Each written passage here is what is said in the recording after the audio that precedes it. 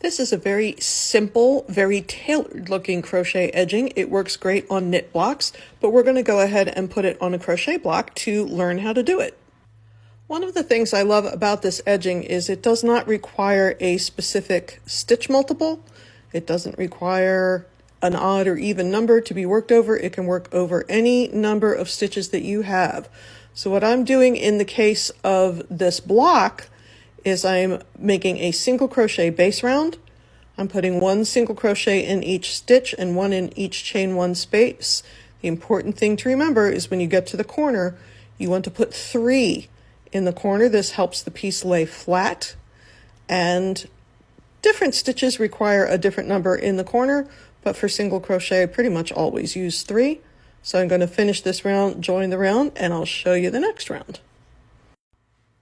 I'm going to join the round with a slip stitch in the first single crochet, and because my next round is half double crochet, I can either make a standing half double crochet or a chain 2, and then my next stitch is the corner stitch, and I'm going to put 3 half double crochets in there, and now just work around the round, putting 1 half double crochet in each half double crochet, 1 half double crochet in each single crochet, and 3 half double crochets in each corner, and I'm going in the same direction I was for the first round. At the end of my second round, I'm going to join in the top of that chain 2, and for this one I'm going to turn my work.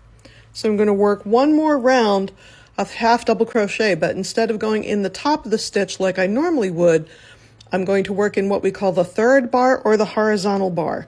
So I'm going to find this bar that goes side to side, yarn over to start my stitch, bring my hook under just the one strand from bottom to top, yarn over, draw it through, finish my stitch. So the stitch technically is the same as any other half double crochet. It's where I'm putting it that's different.